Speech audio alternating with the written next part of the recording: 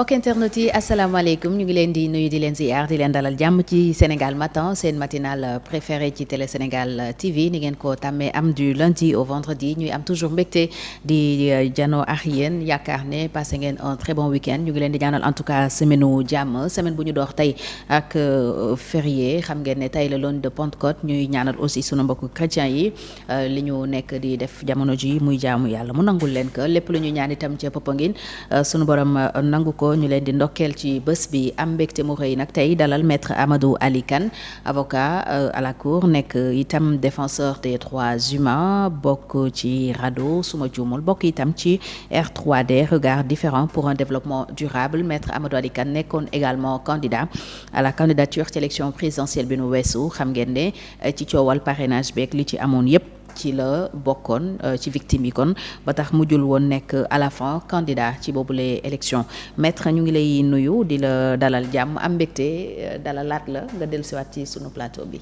voilà merci Fatou maa ngi lay nuyu. di nuyu sa ay téléspectateurs. di la sant ci invitation bi. jërëjëf comme ni nga ko waxee rek man itam maa ngi ndokkeel sunu mbokk chrétiens yi. ci seen feetu Pentecôte bi di ñaan yàlla lépp lu ñu fa ñaan suñu borom nangu ko ci mbaaxam ba pare di leen souhaiter aussi ku nekk un bon retour fa nga jóge woon dem Popenguine boo dellu si itam fekk jàmm fa nga jóge woon jërëjëf amiin jërëjëf maître Amadou Ali Kane alors dañuy commencer ak casquette avocat bi yàgg nga ci wàllu justice ci Sénégal ça fait des années nga nekk ci secteur wala boobule domaine alors le 28 mai bi ñu dëgmal dans quelques jours 8 jours une semaine kon président Bassirou Diomaye Faye dafa woote journée du dialogue boo xam ne yàgg na fi waaye bi yoon mu jagleel ko wàllu justice dégg nañu barki démb magistrat yi tàmbalee lëlu ngir xool lan la ñu war a joyanti def aussi un diagnostic ci jafe-jafe yi nga xam ne moom moo nekk ci wàllu yoon ci Sénégal pour ñu indi ci ay coppite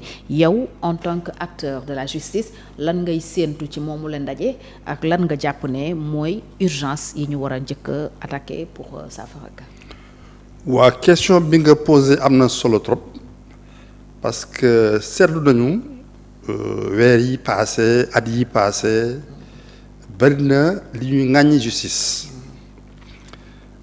justice nag mënta ñàkk ci réew bu amul justice daanaka jaay doole moo fay am ba pare investisseur itam du fa ñëw parce que bala ngay dugal sa alal fenn da ngay seet ni fii su ma fi amee jafe-jafe ndax am na koo xamante ne mën naa dem jooytu ci kanamam te kooku itam est-ce que dina doxal yoon donc loolu rek mooy wane ne justice dafa am solo la alors justice boobu nag laaj nañu réformer ko parce que bari na ay critiques yu ñu jëmale ci moom ponk yi ñu war a peut-être jublu bari na bi gën a siiw mooy li ñuy wax l'indépendance de la magistrature indépendance magistrature nag boo ko déggee mooy magistrature ñu bañ koo noot nguur gi bañ koo noot di ko woon fi mu war a xool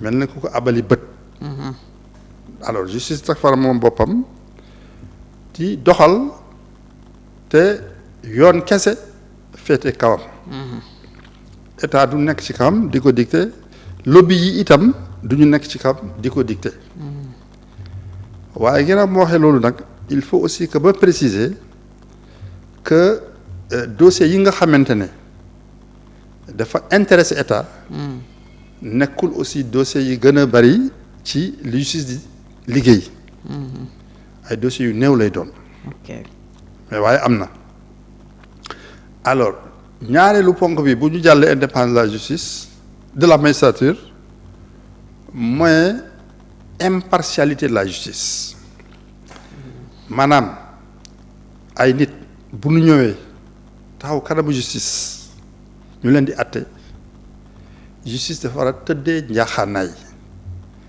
bañ a seet ne kii borom alal la kële baadoolo la wala kii dafa siiw kii kenn xamu ko wala kii suba mbokk la kii suma xarit la kële xaw ma ko justice buy doxal ci diggante ay nit na doxal yoon kese. te li nga wax ni daf ci am. daf ci am te itam du fóotu magistrat yi sax ñun ñii sax suñu fóot la.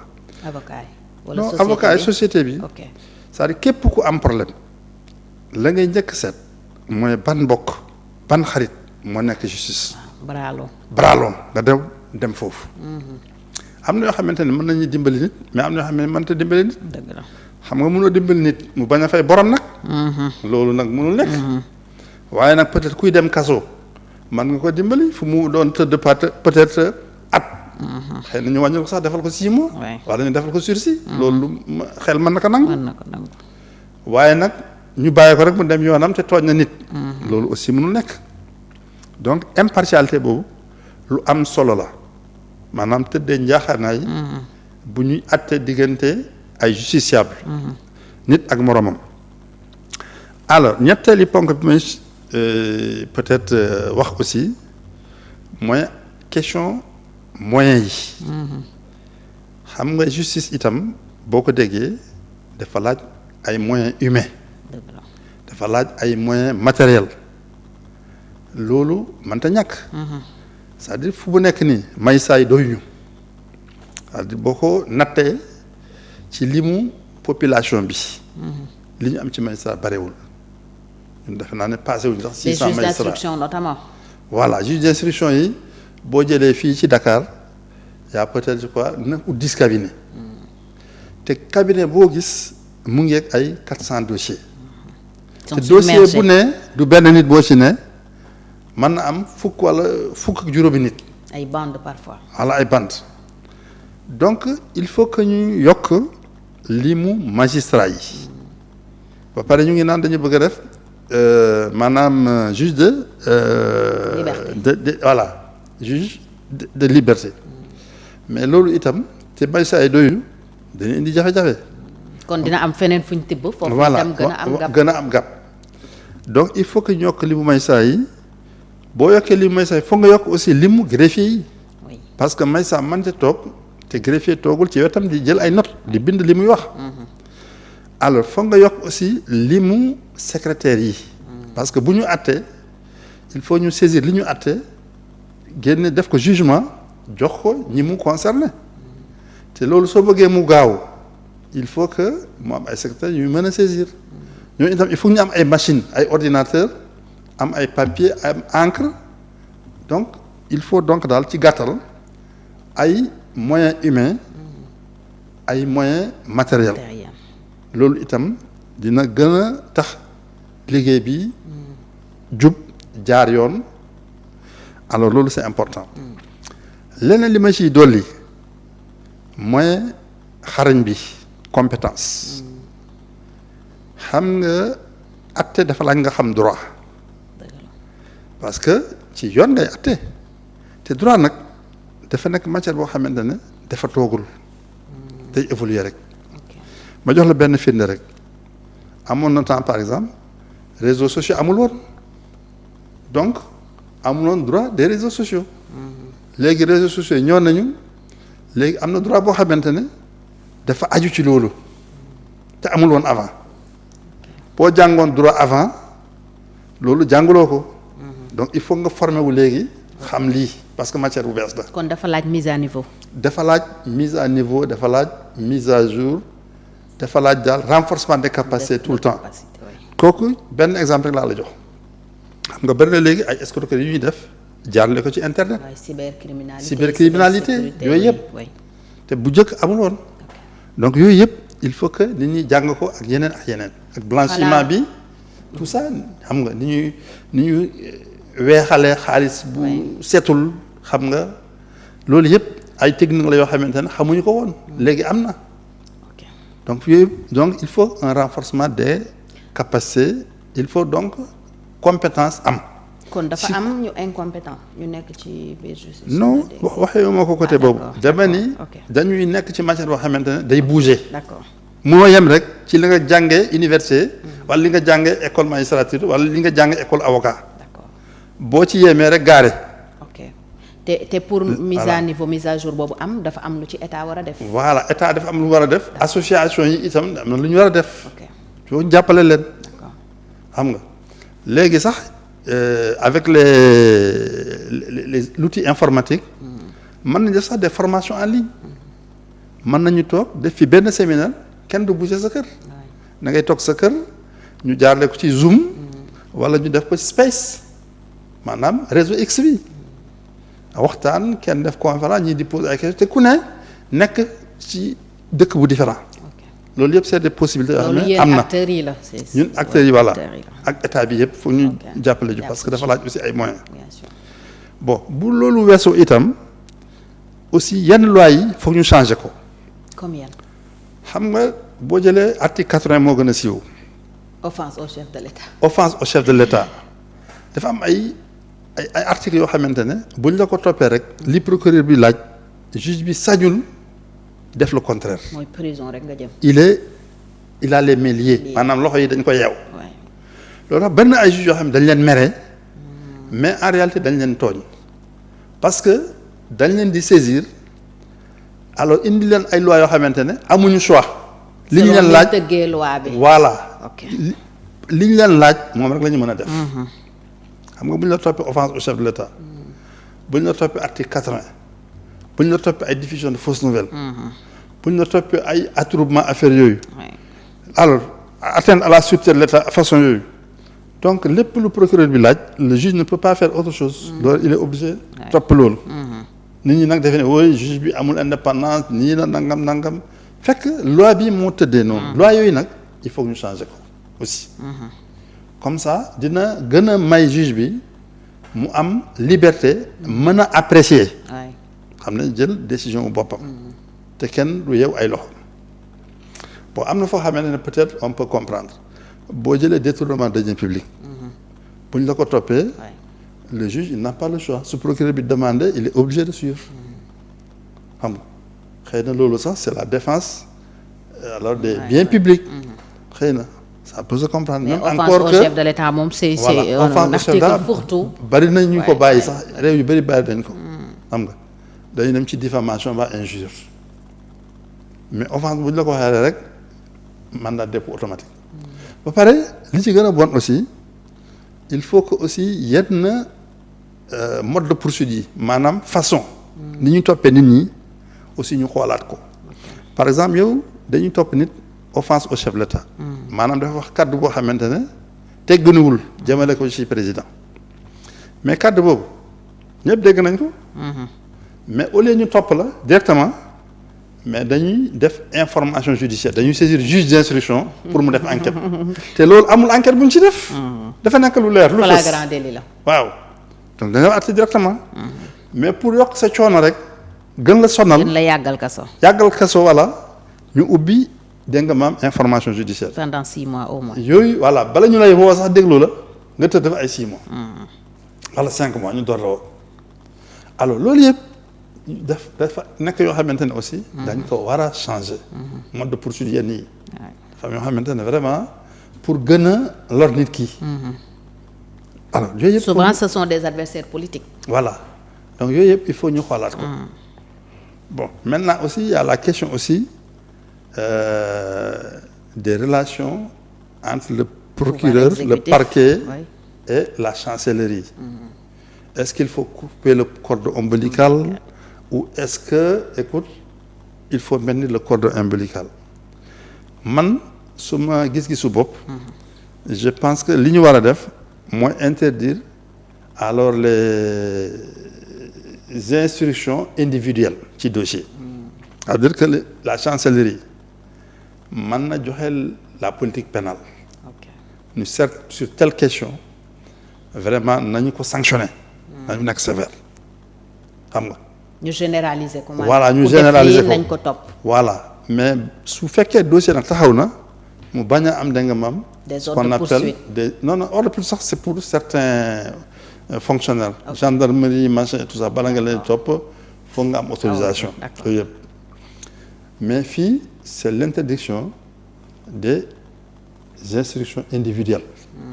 dossier taxaw dossier nit nga joxe ci instruction diw nañ ko def nii alors que dañu war a def nag maintenant nag. te yooyu am na fi. yooyu am na. yan dossier par exemple. bon c'est ce qu'on appelle les dossiers signalés. xam nga am na exemple yoo ñu mën a jox. non c'est difficile parce que yooyu ñoom rek ñoo koy xam. ñoo koy xam ñoom ñoo koy xam nga. parce que mais on peut soupçonner par exemple grand dossier politique yi. voilà le dossier Ousmane Sonko. des choses comme ça yooyu yëpp waaw yooyu yëpp ba noonu nañ ko soupçonner façon yooyu façon dossier yooyu. xam nga donc il faut interdire alors ça. ci dossier bu taxaw chancellerie di joxe ay instructions nañ joxe rek dégg nga maam orientation générale. politique pénale bi bon léegi nag yooyu daal mooy yi nga xamante ne. moom ñëw tout de suite man ci suma xel quoi mais conseil supérieur de la magistrature. waaw loolu itam amul problème selon yow. waaw loolu aussi xam nga wax naa indépendance de la magistrature xëy na xóotaluma ko xam nga constitution dafa wax ni que la magistrature est indépendante kooku lu wax moo ko wax alors indépendance boobu naka lañ ko garantir naka lañ ko assurer dañu teg ñaari mécanisme pour maanaam assurer indépendance de la magistrature bi ci jëkk mooy dañu teg un conseil supérieur de la magistrature boo xam ne moom mooy gérer carrière magistrat yi moom mooy gérer aussi seen discipline loolu c'est pour assurer l'indépendance de la magistrature te conseil supérieur de la magistrature boobu président mu nga fa moom mooy président bi garde des sceaux bi mooy vice-président mais les magistrats eux-mêmes ñu ngi ci il y a des chefs de juridiction et maintenant il y a des magistrats élus léegi la revendication des magistrats pour certains na fa président bi jóge mais am na ñeneen ñu ne président bi doonu ci dara mu teew fa sax moo gën parce que dina gën a tax mu xam problème mu justice. Alors parce que les propositions de domination en réalité c'est le ministre qui les fait. moo koy soumettre. après président bi. ñu approuvé ko dans le conseil maintenant est-ce que ministre bi moom moo koy defal boppam wala dañ ko koy souffler comme ministre bi itam dafa am kilifa. bon ça c'est un autre débat. bon loolu am na ñu naan président na génn d'autres disent bu mu génn. Ça fait débat entre les magistrats eux-mêmes. Deuxième chose. Mais c'est un combat que l'UMS a toujours porté. Bon, yàgg ba tey. Bon, pas nécessairement. Même par exemple, je me rappelle le président Téliko, bi mu fa nekkee, bon, il disait qu'il était quand même un peu, il était pas très radical sur ça. Je me rappelle pour moi, c'était pas le plus important. Alors, le deuxième point par contre, boo xam ne magistrat dañ ci tenir mooy xam nga nee naa la conseil bi.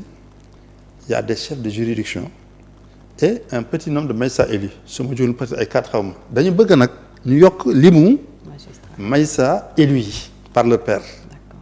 Pour ñu teew foofu. waaw pour ñu gën a bari foofu. D'accord. kooku dañ koy ñi ëpp ci magistrats yi dañuy préconiser loolu défendre idée boobu. Ok. Autre chose aussi am na ñuy wax ni nañu ubbi conseil bi dugal ci ay avocats dugal ci société civile dugal ci ay professeurs université. man nag su ma gis-gisu bopp franchement man ànduma ak loolu. ok ànduma ak loolu parce que gisuma réciproque bi mën a am. ay magistrats ñëw teew gisuma ay magistrats ñëw teew hors des avocats wala dem toog da nga maam je sais pas kiiw université wala feneen donc je ne vois pas pourquoi maintenant les autres aussi on va les amener ñuy xool affaire magistrats yi. Et puis conseil supérieur de la magistrature. Voilà. Ça peut rester. Moi je suis réservé sur cette question. Pour ne pas dire même contre. Ok. xam nga pour loolu ma la wax noonu parce que lu amul réciprocité ça n'a pas de sens. gisuma sax bu ñëw bu taxaw ci je sais pas benn ONG société civile bu kii ak yooyu ñëw di xool seen i mbir si voilà quoi je vois pas pourquoi on va leur imposer ça. ñoom itam. D'accord. Voilà. Donc yi nga jàpp ne mooy problème justice. ci daal yi nga xamante ne moom laa recensé. D'accord. ci instant bi ñuy wax ni waxuma nag wax naa yëpp. sûrement am na d'autres. Oui, bien sûr. Surtout aussi par rapport aux régions xam nga insuffisance plus ngay sore Dakar. Oui. muy yokku dafa am yoo xamante ne il y a le problème aussi des infrastructures dafa am tribunal de commerce par exemple bu ñu teg pour atte tout ce qui concerne les actes de commerce mu ngi fii kër góor gi mais ci puxus la nekk kooku c'est pas un tribunal xam nga kooku vraiment kenn genre appartement la xam nga yooyu aussi c'est ça boo demee dans les régions aussi beaucoup de palais de justice ne sont des palais que de nom xam nga vraiment c'est des vieux bâtiments qui menacent ruine wala nekk ci ay kër là aussi c'est pas conforme à la dignité vraiment de l'institution judiciaire foog ñu am aussi ay infrastructures yoo xamante ne dina refléter gëddu institution bi ba pare mu nekk aussi ay infrastructures yoo xam ne dañ ko ni ñu ko defaree baax na am na par exemple tribunal bu ñu tabax pour Pikine Guédiawaye mais man demaguma fa mais ñi ma gis ñu dem foofu nee nañu mais foofu mar d'état dafa xat nee nañu dafa xat vraiment fi ñu nekk sax moo ko tane te ubbeeguñ ko je me rappelle palais de justice bi ñu nekk nii fii nii bi nekk Cap bloc de Madeleine bii nii pour prison Rebeuss mais bi mu pare Abdoulaye dafa bañ dafa ne noonu nañ ko defaraat xam nga Abdou Diouf moo ko njëkk defar tombeek alternance 2000 ñëw mais Abdoulaye quand il est venu dafa gis affaire bi nii non nii kenn mënu ko def palais nañ ko yokk defaraat ko quoi nañ ko élargir yaakaar naa ne aussi tribunalu Guédiawaye bi ñuy tabax bu bees bi maa ngi souhaité aussi président Bassirou Diomaye Faye aussi mu agrandir ko xam ne lii moom vraiment c'est pas un palais. Parce que tribunal ça reçoit beaucoup de monde. D'après ce que les gens m'ont dit dans ma daal même ay toilettes yi sax defe naa xam nga ñaari toilettes ma xam benn toilette ci lu mel ni tribunal pour vous donner une idée donc kenn satisfairul ci ni ñu ko defee rek kenn xamul lan la xam nga. kon yooyu ay problème la yu ngeen di xaar. voilà président Bassirou Diomaye Faye. voilà yii daal mooy yi nga xamante ne moom man suma xel dem na ci yii quoi. maintenant nag il est clair que y a d'autres. Par exemple, il y a aussi la question de l'assistance judiciaire. mooy xaalis bi ñu teg pour jàppale ñi nga xamante ne mu ñu jël avocat. Actuellement assistance judiciaire ay affaire u kaso rek lay couvrir surtout en matière criminelle mais en matière aussi civile war nañ ko xalaat am na ay jigéen yoo xamante ne seen jëkkër daf leen abandonné ñu soxla par exemple avocat bu leen taxaw xam nga. contribution charge ménage wala leneen mais loolu nag bokk ci affaire civile bokk ci donc dafa laaj aussi loolu aussi fonds bi ñu allié kii bi ñu prévoir aussi alors lu demee ni loolu affaire u famille affaire u succession am na ñoo xam ne aussi seeni papa day gaañu seen kii bloqué kenn du mën a avancer am ko ci teg loxo parfois par exemple voilà am ku leen ëpp doole xam nga jël kii ak yooyu yëpp on a vu ça xam nga donc te amuñu doole mënuñ jël avocat pour mu lijjanti loolu. des fois aussi day am ay biens mais biens yi du am kayit. dafa laaj ñu def ay démarches. pour wut kayit te ñoom kese duñ ko mën def. il faut ñu am avocat duñ ko mën a fay te assistance judiciaire bi du couvrir loolu. loolu aussi c'est des problèmes qu'il faut président Bassirou Diomaye Faye war a bàyyi xel la. voilà alors sous le président Macky Sall pour bañ a gën a yaatal am na fi ay problèmes yu bëri yoo xam ne jàpp nañu ne ñàkk indépendance ci justice moo ko waral yan jafe-jafe nga gis ne Sénégal traversé na ko ci 12 ans yi te ñàkk justice waral ko ak conséquence justice bu tëddee njaaxaanaay bien sûr ak conséquences yi mu jóg. waa xam nga président Macky Sall vraiment utiliser na justice. yoon ci ay différents politiques en tout cas noonu la ko di ñu gisee. d'accord yow acteur de la justice. parce que gis nañu justice moo éliminé woon Karim Wade justice moo éliminé woon Khalifa Sall. justice moo éliminé woon Ousmane Sonko. bari na ñoo xamante ne daal ci justice daal la ñu jaar. alors teg leen sur la touche. kooku lu ñu seetlu la. alors bu loolu passé itam gis nañ ko aussi mu jël fi benn loi xam nga may sax dañuy dem retraite à 65 ans mu jël benn loi yokk âge bi ba 68 ans ci ñi nga xamante ne pour 18 magistrats seulement ñi nga xam ne chef de parquet chef de juridiction chef de cour ndomb tàng yooyu daal boo ko amee yow dootoo dem retraite 65 ans comme par ñu ne la procureur. wala procureur général wala président tribunal grande instance wala premier président cour d'appel wala nga nekk cour suprême yooyu. da ngay dem retraite à 68 ans mais tant que yaa ngi exercer maanaam liggéey bi bis bu ñu la follee tu reviens à 65. xam nga loolu nag day mel ne. waaw dañ la bëgg a fidéliser. pour yow daal lu ñu la wax pour nga bañ a perte avantage yi ci nekk. nga nangu daal. noonu la ko may saa yu bëri gisee. ok te dafa nekk loi boo xamante ne pour may saa yi gën a daal kii nangu daal. nekk ci ay waawam. voilà loolu aussi loi la boo xam ne dañ ko kaas. xëy na certainement aussi réforme dina bokk ci yu ñu réformer soit ñëpp yóbbu leen 68 ans. wala bokk ñëpp delluwaat 65 ans mais mu bañ am xàjj ak seet. jël loi boo xamante ne une partie rek de la magistrature. lay bénéficier voilà. loolu aussi ci problème yi la bokk. loolu indi woon na ñenn ñi acte bu ñu posé rek nit yi dañuy jàpp ne. dañuy jëm amuñu indépendance acte politique la amuñu indépendance wala c'est commandé. parce que bis boo kiiyee rek bis bu ñu la follee rek le même jour tu reviens à autre. nga dellu 65 ans. mais tant que yaa ngi foofu moom yaa ngi 68 ans yi. xam nga yooyu aussi c'est yooyu yu ñu dund la sous le président Macky Sall. voilà dund nañ ko ci président Macky Sall. alors ginnaaw avocat bi défenseur des droits humains nga. su ma juumul yaay vice-président RADDHO. non jóge naa rajo nag bi ma commencé politique. d'accord j'ai suspendu. ok démissionné ma dama suspendre. d'accord maanaam ajjandi naa daal suma yëngu-yëngu ci biir rajo. ok comme maa ngi ci politique. te ñoom jàpp nañu politique ak li ñuy def àndul. ok parce que pour bañ leen gêner voilà pour bañ leen gêner ma suspendre. ok bon peut-être un jour su ma génnee politique delluwaat. d'accord voilà dinañu ñëw ci casquette politique bi ak say ambition mais ñu diagnostiquer aussi les droits humains parce que dafa ànd ak justice. droit de l'homme ak justice kenn mënu leen a xaajale.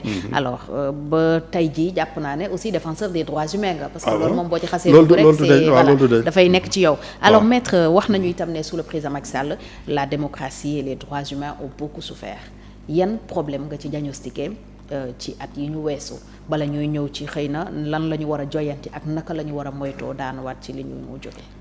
waaw c'est-à-dire que ci président Macky Sall li ñu seetlu te kenn mënu ko weddi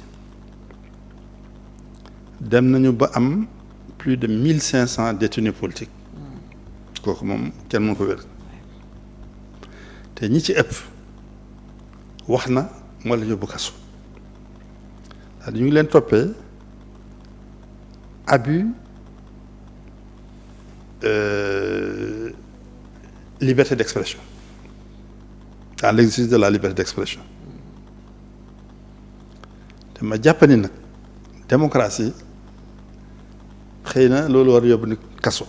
c'est vrai que liberté d'expression maanaam nekkul absolu maanaam nekkul loo xamante ne amul frein. liberté d'expression nag am na fu mu yem. maanaam àndul ak nga xaawi sutura nit. àndul ak ngay violer maanaam les secrets de la défense nationale wala secret médical wala secret professionnel xam nga. donc dafa am ay limites.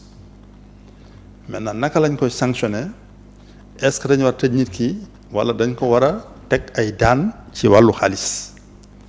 parce que débat la boo xamante am na aussi devant la Cour africaine des droits de l'homme noonu dañ jàpp ne que kenn warta jàpp nit yóbbu ko kaso parce que dañ ko reprocher abus liberté d'expression kooku Cour africaine des droits de l'homme atte na ko nee na bépp loi buy tëjlu nit kaso ci loolu dëppwul ak droit de l'homme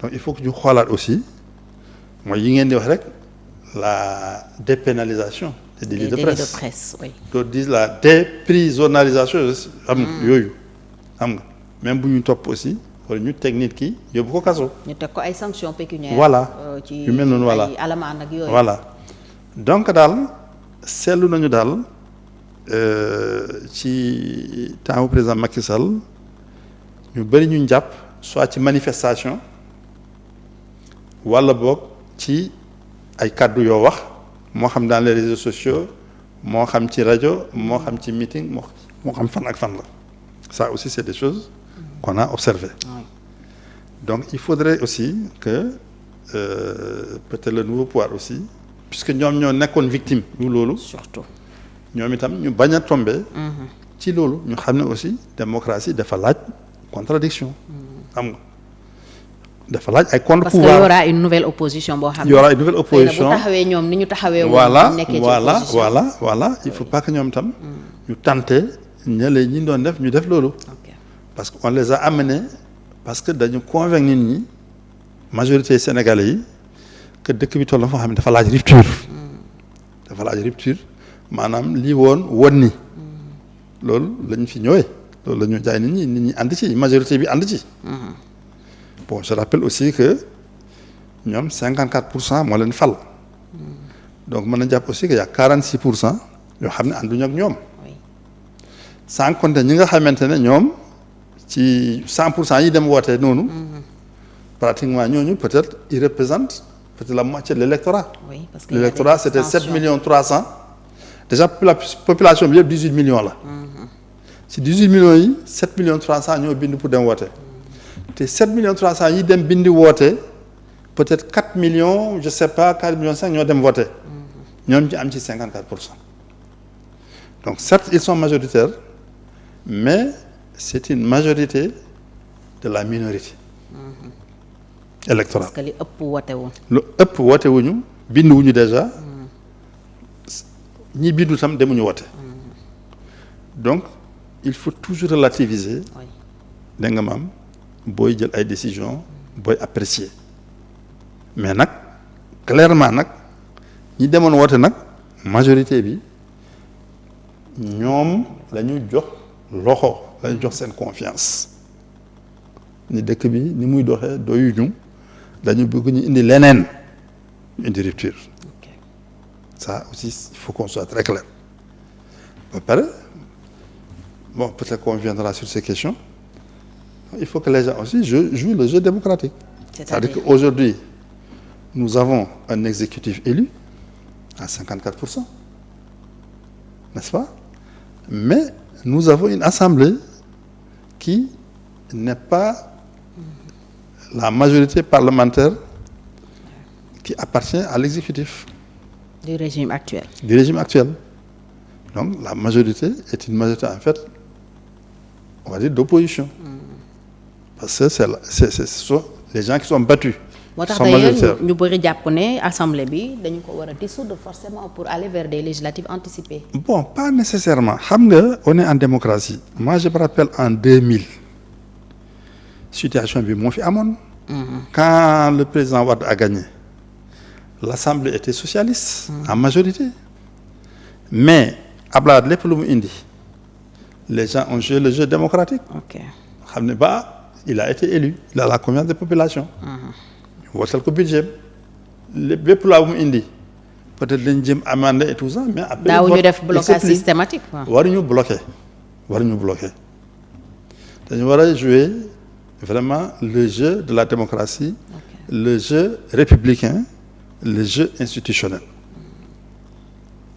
Président bu ñëwee wala gouvernement bu bees bu ñëwee def déclaration politique générale écoute il peut commenter machin mais bu ñu jéem a def motion de censure ça ne sert à rien. soulevé woon nañ ko fi day xam nga jaru ko waaw c'est pas démocratique bu fekkee ni itam indi nañu seen budget soumettre ko mën nañu débattre lu ñu mën a amender ko suñu amandé wul itam ñu xam ne lii la ñuy soxla pour liggéey ñu jox leen ko xam nga bon parce que on ne peut pas aussi nos maigres moyens yi ñu am tout le temps di ko yóbbu ci ay élection oui. xam nga aujourd'hui ñu bari naan woy à partir de septembre président am na légalement pouvoir dissoudre assemblée dem élection mais est-ce que bu demee élection est-ce qu'il est sûr de gagner parce que les législatives aussi c'est autre chose. Oui. xam nga c'est une autre réalité. C'est mais en général Sénégal bu ñu la joxee majorité. waaw mais d'accord. bu ñu la falee dañ lay jox majorité boobu. mais ici il y a un décalage est-ce que entre-temps. Il y a eu des gestes forts boo xamante ne gën na convaincre nit ñi ils ont bien fait. foofu d'ailleurs laay jaaree laaj la sa appréciation ci seen premier acte yu ñu posé. Ils ont fait plus d'un mois à la tête du pays, def nañu lu ëpp weer. Est-ce que yow gis nga ne ñu ngi ci yoonu rupture bi nga doon wax sànq déjà, parce que bokk na ci li tax nit ñi gën leen a jox bopp, on avait besoin de rupture, bëggoon nañu affaire yi changer. Gis nga ne ñu ngi ci yoon bi. am nga man nag je m'étais dit que daf leen di jox un délai de grâce de 3 mois. 3 mois yoo xamante ne vraiment du ma leen critiquer. ok da ngay observer rek. dama leen di observer mais ça ne veut pas dire aussi que mënuma def ay remarques. Pas des critiques mais des remarques. Alors li ma njëkk remarqué c'est que constitution dafa ni c'est le président qui détermine la politique de la nation. Le premier ministre il coordonne et conduit la politique définie par le président. bu ma gisee ñuy doxal man amuma impression que loolu mu am. Parce que déjà le président lui-même, moi je constate qu'il n'a pas de cabinet. En tout cas, il n'a pas un cabinet complet. Mandal, je vois de temps en temps, ñu ne oui, Mary Teuw Niane, directeur de cabinet, monsieur Mary Teuw Niane, madame Diakhaté, directrice de cabinet adjointe. Bon, je crois Diagne. Cheikh Oumar Diagne. Voilà. Écoute, je sais pas, ministre conseiller, je sais pas, ministre chargé des moyens généraux. Moyens généraux, oui. Un autre porte-parole du Khawmalan ou bien de la communication digitale. Bon, je sais qu'il y a un conseil diplomatique ou des conseils diplomatiques. Mais bon, mais li nga xamante ne le président soxla pour déterminer la politique de la nation, pour le moment j'ai l'impression que son équipe n'est pas encore complète. Te dafa am ñaar ñoo xamante ne remarqué wu ma leen ci moom dans son équipe. Conseil juridique. Te état nag ce sont des règles et des procédures. Kooku kenn ko jàngal moom parce que lui c'est un haut fonctionnaire de l'État, c'est un inspecteur des impôts et domaines, peut-être que àgg na classe exceptionnelle je ne sais pas, donc kooku xam na li may wax nii lépp looy jël ci état ci loi nga koy teg ci ay procédures. Donc baax na nag nga am un conseil juridique wala même une cellule juridique. En tout cas, tous les présidents depuis Senghor. Le président Macky Sall, par exemple, il y tenait beaucoup. Voilà, depuis Senghor. Oui. Depuis Senghor Abdou Diouf sax ay tubaab sax ñoo doon nekk conseil juridique. C'est des gens du conseil d'État français ñoo daan nekk fi conseil juridique. Pour dimbali président lu muy def mu méngoo ak yoon. ak yoon voilà. te d'ailleurs dans son discours d'investiture. Voilà. Président yëpp daf ciy bokk li gën a am solo. mooy Voilà. nga fexe ñu respecter lépp luy. Voilà ak règle. donc ci serment bi sax ci la bokk. dans le serment. Oui, dans le serment d'investiture. Voilà. Oui, dans le serment. xam nga c'est pas le voilà discours, le donc serment. donc première chose il faut que rapidement le président mu compléter son cabinet rendre ko public. mais lan nga Bon. xalaat ne moo tax nomination yooyu yéex parce que am na ñu jàpp ne effectivement dafa yéex est-ce que dafa ragal par exemple ñu ne mi ngi nommé rek. wala non xam nga nomination yi may wax. mooy ton cabinet kooku kenn mënu ko contester. ok Un président doit avoir un cabinet. Le premier ministre aussi doit avoir un cabinet. Li may wax ci président bi c'est valable pour le premier ministre. Le premier ministre n'a pas un cabinet complet à ma connaissance. Man directeur de cabinet laa gis. Oui. Bon, je vois des personnes kenn xamul seen rôle. Moi, je n'ai pas vu ñoom ñaar ñëpp gisuma un conseiller politique. Parce que aussi booy politique aussi dafa laaj ay stratégie. Oui. Kan moo koy leen di conseiller ci loolu. Boo gisuma moom itam le premier ministre il n'a pas de conseiller juridique, il doit en avoir un. Xam nga. Bon. bari na yoo xamante ne gisuma ko mu am ko xam nga war nañu am des conseils économiques et financiers war na même une cellule économique xam nga cellule diplomatique cellule juridique xam nga yooyu yëpp dafa mag tu as l'impression que bari na ay décisions yi ñuy jël décisions yi le processus décisionnel il est trop court maanaam daal nekkul loo xamante ne dañ ko togg bu yàgg. D'accord. xam nga da nga xëy suba rek dégg benn affaire je donne quelques exemples on a parlé d'appel à candidature. N'est-ce pas bon xam nga constitution moo wax ni que le président il nomme à tous les emplois civils et militaires. Oui. Constitution moo ko may loolu. te constitution def ko bàyyi à sa discrétion. Pouvoir discrétionnaire. Voilà, c'est un pouvoir discrétionnaire. xëy na day xool li jaadu ak mu doxale ko noonu xam nga mais waxuñu ko booy no mais nit ki nii ak yooyu. léegi nag yooyu boo ko bëggee changer bëgg ci indi appel à candidature ci yenn fonction yi. nga xam ne da nga ci am pouvoir discrétionnaire mais kooku mënoo def loolu par la voie du décret. parce que loi organique wala constitution boo ko bëggee aménager il faut nga jël une loi organique. parce que moom mooy loi d'application de la constitution par exemple. parce que mos a dégg ñu naan woy le premier na jël un décret pour dégg nga maam élaborer un décret pour les appels à candidature. Je ne sais pas comment on peut prendre un décret pour aménager un pouvoir de nomination octroyé par la Constitution. C'est une loi organique qui doit faire ça. Ensuite, deuxième exemple, dégg naa ñu ne nañu créer par décret une commission d'indemnisation des victimes des événements. Là aussi, je me pose des questions. Parce qu'il y a une loi d'amnistie. Loi d'amnistie mooy lan loi fàtte. waay effacé. waaw loi boo xam ne daal nañu fàtte li amoon. te kenn amatul droit di ci wax. waaw léegi kañ boo ci bëggee wax. foog nga enquête. non du loolu sax foog nga jël loi mais mënoo ko def décret. d'accord il faut nga jël une loi boo xamante ne buy jëm ci indemnisation parce que amnistie aussi dàqul indemnisation. waaw préjudice. mais je ne vois pas comment tu peux le faire par un décret. Ensuite boo jëlee cette histoire du foncier peut-être qu'on reviendra dessus. Là aussi on a comme l'impression aussi que la mesure a été prise vraiment sans une étude approfondie. C'est vrai que ñoom c'est leur domaine. Il y a eu des contestations. C'est vrai que ñoom fa lay nekk ils sont des inspecteurs des impôts et domaines xam nga ci seen secteur la mais pour autant aussi ils sont maintenant dans un appareil d'État donc bu ñu jël décision dañu war entourer wu du maximum de garantie possible. conseil juridique bi nga doon wax sànq dafay ñëw parce que dégg nañu critiques yi ci maître Doudou Ndoye def. par rapport à la légalité même am nga loolu la.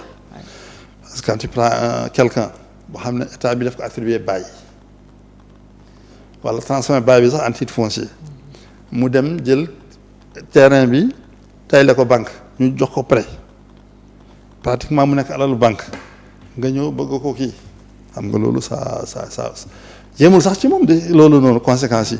de dem ci keneen investisseurs yi. voilà donc ça pose des problèmes il faut revoir ces questions là aussi. dafa laaj c'est des questions sérieuses hein. oui waxuma ne que li ñu def c'est anormal et tout mais dañ ko waroon togg. am na ay manquements parce que aussi il y a une revendication de beaucoup de citoyens yu jëm ci littoral bi. ni dañu leen di freiner mënuñ ci am accès. ñëpp ñoo war a bokk littoral bi. te loolu c'est un droit. te loolu aussi c'est un droit mais naka lañ koy defee loolu moo tax ne l'État ce sont des règles et c'est des procédures. te itam leneen li ma seetlu aussi je me rappelle à l'époque de Senghor l'époque d'Abdou Diouf il y avait une séance hebdomadaire de travail entre le président de la République et le Premier ministre. man de dégguma encore je sais pas xëy na peut-être maa dul ci actualité bu baax séance de travail hebdomadaire bu am diggante le président Diomaye Faye et son Premier ministre Ousmane Sonko. def nañ fi séminaire gouvernemental. non séminaire c'est pas une séance de travail entre séance hebdomadaire. ok par semaine. comme le conseil des ministres ministres chaque semaine il recevait Abdou Diouf. d'accord quand il était Premier ministre. ok ñu def le point. xam nga il recevait même les autres ministres chaque ministre avait son jour. ok organisation boobu nag centre ko man li ma seetlu aussi c'est que ministre bu ñëw indi feuille de route. je me dis mais finalement. qui définit la politique. Est-ce que politique du président Diomaye la ñuy doxee. Parce que quand tu vois le ministre de l'Agriculture vient il donne sa feuille de route. Le ministre de la Santé vient il donne sa feuille de route.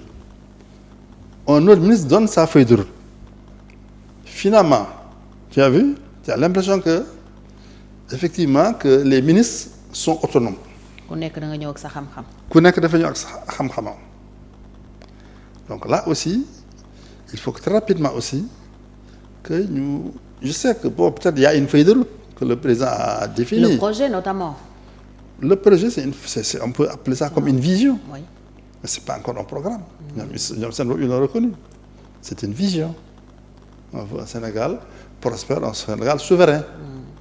xam nga mais yan kii la ñuy teg pour àgg foofu yooyu beneen affaire la. Est-ce que tu vois? Et autre chose aussi que j'ai vu aussi, ça repose la question des conseillers politiques. xam nga toll nee nga comme ils n'ont pas la majorité. Est-ce que duñu mën a envisager ñu tas assemblée bi def législative anticipée mais ñi boo gisee ñuy doxale tu vois que politiquement parlant en tout cas ils sont pas en train de se donner les moyens de gagner législative anticipée. Mais da nga gis ay gars yu représenté ay ndombo tànk ñu teggi leen te defuñu faute dañ leen teggi rek parce que dañu war a indi seeni nit teg foofu. à nomination yow da nga ci gis loolu. Je donne un exemple. Il y a quelqu'un qui était à la BND, je ne connais même pas son nom, pour dire que ce n'est pas une question d'amitié ou d'autre chose. Abdoulaye Niane. Voilà. Il paraît que Niane Bobu, il était avec Ousmane Sonko en 2019. La coalition jot na. Voilà. Ñu àndoon. C'est un inspecteur des impôts. Voilà. Alors Niane Bobu nag après mu dem génn foofu. Oui ànd ji ak Macky Sall. ànd ji ak Macky Sall ñu demee foofu. ci li ma dégg nee nañu il a fait un excellent travail à la BNDE. Ok. Alors dernièrement indi nañ ko nommé quelqu'un d'autre. Mais est-ce que ce monsieur-là, il n'y avait pas une possibilité pour qu'il revienne dans le giron de Sonko, puis c'était son ami. Il a travaillé avec lui. li taxaw mu génn foofu dem fële est-ce que xam nañu raison moo tax est-ce qu'on n'a pas une pression wala leneen. xam nga les gens aussi agissent mais xamuloo qu'est-ce qui les fait agir qu'est-ce qui les fait bouger xam nga ma jëlaat un autre exemple aujourd'hui ñoom amuñu la majorité à l'Assemblée. Mais ils étaient alliés à Yewwi à Taxawu Sénégal. Oui. Dans le cadre de Yewwi Askan Wi avant que ñu séparé wu. Mais est-ce que c'était pas de bonne politique maintenant qu'ils ont gagné. Qu'ils ont besoin de majorité à l'Assemblée. Oui. De se rabibocher un peu maanaam ñu kiiwaat defar diggante bi.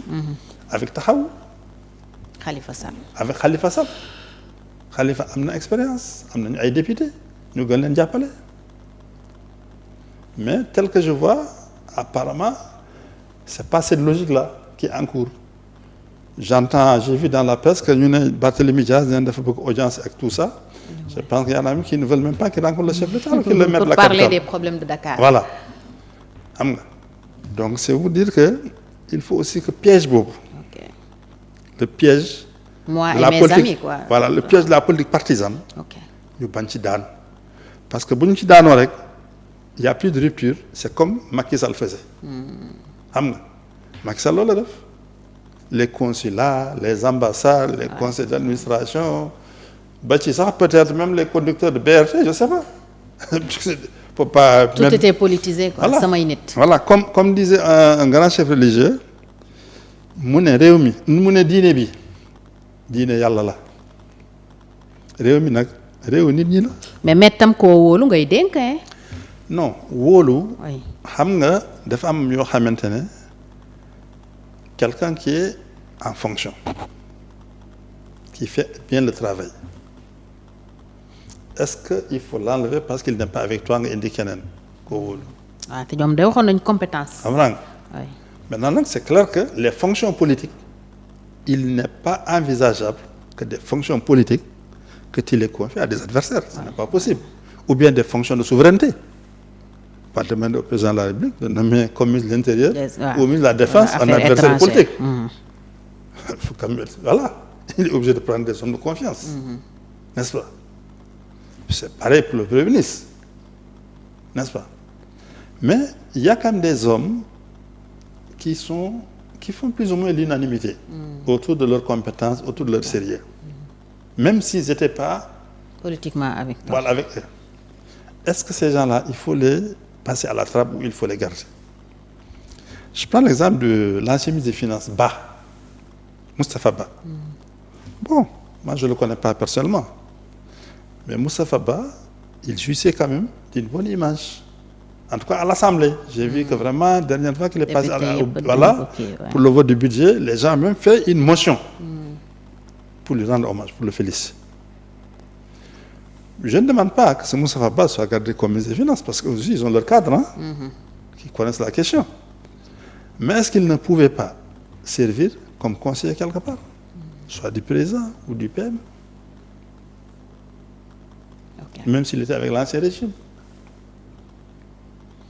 Alors c'est pour ça que j'admire le président Abdoulaye Wade. Vraiment sur cette question de dépassement, c'est le champion au Sénégal. Je n'ai pas encore vu quelqu'un au-dessus du président Abdoulaye Wade. Okay. Le président Abdoulaye Wade, quand il est venu aux affaires, tout ce qu'il avait combattu, il les a presque gardés. La première chose qu'il a faite quand il est arrivé au pouvoir, c'est de rendre visite à la maman du président Abdou Diouf. De lui donner l'avion présidentiel, demander de le représenter en Égypte, à une conférence internationale. Ensuite, au niveau de la magistrature, les juges qui avaient pris des mandats de dépôt contre lui, il n'a créé de problème à aucun d'eux. Je me rappelle en 92, 93, j'étais jeune avocat. Il y avait ce qu'on appelait le fameux flagrant délit continu. Il y avait une manifestation qui avait lieu quelques semaines après nous diapos. Quand il non, c'est pas un flagrant délit parce que les jallan. Quand il non, c'est un flagrant délit continu. Les gens sont allés sortir une jurisprudence de l'époque coloniale à Madagascar pour m'inquiéter. Mais quand il est arrivé aux affaires, le procureur qui avait fait ça, mais il lui est rien arrivé. Et même il a terminé sa carrière à la Cour suprême. Okay. Quand je prends moi mon patron politique, parce que j'ai fait la politique, j'étais à l'URD, politique. Tout le monde sait que Djibo était d'abord l'élève de Wade, l'étudiant de Wade, à l'université. Ils sont de vieilles relations, c'est clair. Mais tout le monde sait aussi qu'en tant que ministre de l'Intérieur, est-ce que tu as? Écoute, Wade a été emprisonné. Mais quand Wade est arrivé, il a tout fait pour avoir Djibo à ses côtés. Contre l'avis même. Et tout le monde sait qu'en 2000, Djibo n'avait pas voté pour lui. Djibo avait appelé à voter pour Abdou Diouf. Mais malgré ça, malgré le fait qu'il a été en prison sous Djibo, malgré le fait que Djibo avait appelé à voter contre lui pour Abdou Diouf, mais il a fait appel à Djibo comme ministre d'État. Il a une d'éminente responsabilité. te yemul sax ci respect bi ko jox lépp lu muy def man xam naa dafa doon diisoo ak moom. laaj xalaatam. xam nga waxuma nag li ko kooku wax lay def déedéet mais dina taataan au moins bokk na ñi nga xam ne dina taataan seen xalaat. donc état noonu lay doxee. doo ni rek diw ànduloon ak man dama koy ber. kon yow balayage systématique bi ànduloo ci. non état réew mi nee naa la réewu citoyen du réewu militant c'est pas le pays des militants. Les militants sont une minorité de tous les partis. soo dajalee parti yëpp. ñi la votel tous ces militants. seen militant parti Sénégal yëpp ñi fi am de 300 nga boole additionné seen militants yëpp ils sont une minorité par rapport à la population. boo jëlee élection aussi ñi la wotel c'est une minorité par rapport à la population. militant falul kenn. comprends nga citoyen moo ëpp lim que militant. militant sonn nañu nag il mérite quelque chose, la reconnaissance. Mais il faut éviter de faire de l'État des militants. te da nga gis ne ñoom su yoon boobu lañ nekk. En tout cas pour le moment on a l'impression que écoutez nous sommes dans une logique de récompense. Okay. Je n'irai pas jusqu'à dire de partage du gâteau mais on est dans une logique de récompense. pourtant am na ñu jàpp ne nag c'est logique ndax ñi nga àndaloon xeex tam sooy gouverner. non j'ai dit déggoo li ma la wax de dama ni militant il mérite quelque chose. Okay. mais nag c'est le tout militant nag. qui n'est pas bon moom laa wax ne baaxul. d'accord mais nag mënoo itam ànd ak ay nit ñu xeexal la. ba nga yéeg alors nga def comme on fait dans les cars rapides ñi pousse car rapide xam nga nag car rapide boo ko poussé rek bu tàkkee daw da bàyyi la ci ginnaaw tu vas pas faire comme ça. oui c'est clair mais boo taxawee itam doo ne ñi pousse rek nañu yéeg d'autres aussi nañu yéeg parce que c'est ça le pays aussi. Ouais. Sénégal lu ñëpp la. voilà ce qu'il faut c'est des critères de compétence, des critères de sérieux et des critères aussi de patriotisme. xam kii bon c'est vrai il n'est pas avec moi mais ñëpp xam nañu bëgg na réew mi ñëpp xam nañu am na compétence comprendre nga. donc war na mën a bokk ci liggéey bi. ok xam nga donc moi c'est comme ça que je conçois les choses. noonu nga gisee affaire yi noonu laa gisee affaire bi. bëri na fu bale bi jaar nag foo xam ne dañ fa dégg aussi des scandales bërëb yoo xam ne ñi ko yoroon bëri na ci luñ leen doon tudd di ko ruumandaat c'est vrai c'est pas vrai c'est à la justice peut-être de le déterminer mais am na foofu bëri foo xam ne bale président Diomaye bi jaar na fa dégg nañ fa lu mel noonu ça nous permet de trouver une transition pour dem ci rapport corps de contrôle yi nga xam ne génn na am na yu bëri yu ñu ci publier am na yu des certainement mais li ci jot a génn déjà ban conclusion nga ci tirer mal gouvernance waaw xam c'est ce que je dois dire d'abord c'est que réew boo koy jël tu dois faire l'état des comptes de la nation boo ko xam réew bii may jël jamono bi ma koy jël fu mu toll donc c'est très normal que équipe bu bees bi ñu def ay audit xool situation yi c'est aussi normal dans le cadre de la transparence audit yi ñu defoon ñu siiwal ko génne ko mu bañ nag bi tiroir yi loolu am la loolu man ànd naa ci waaye nag yow sa liggéey mooy leeral sa responsabilité mooy leeral loolu boo ko defee ba pare su dee am na ay jalgati yu ci am ñeneen ñoo moom fànn boobu jox leen ko ñeneen ñooy ñan ñooy justice. ok justice bi itam bu ñu fàtte ne que y a ce qu'on appelle la présomption d'innocence. C'est pas parce que teg nañ la tuuma rek que li ñu la tuumal yaa ko def il faut que justice bi bu dossier yooyu ñëwee audit yi parce que les audits aussi c'est des informations xam nga c'est des renseignements bu ñëwee il faut que ñu ubbi information judiciaire à partir des éléments qu'ils ont xool ndax am na wala amul def vérification ñoom itam bu amee ñu renvoyer ko devant tribunal su fekkee nit ki itam nangu na liñ ko waxal am na bëgg na transiger def voilà transiger def médiation pénale ñu may ko possibilité def loolu éviter ñu nekk ci mandat boo xamante ne mandat judiciaire ce que j'appelle un mandat judiciaire nga xam ne yéeg wàcc pendant 5 ans ba finalement kenn dootul xàmmee sax ku def ak ku deful parce que dañ nekk ci réew moo xamante ne boo fi jàppee 2 3 4 5 10 50 100 ñu commencé coow.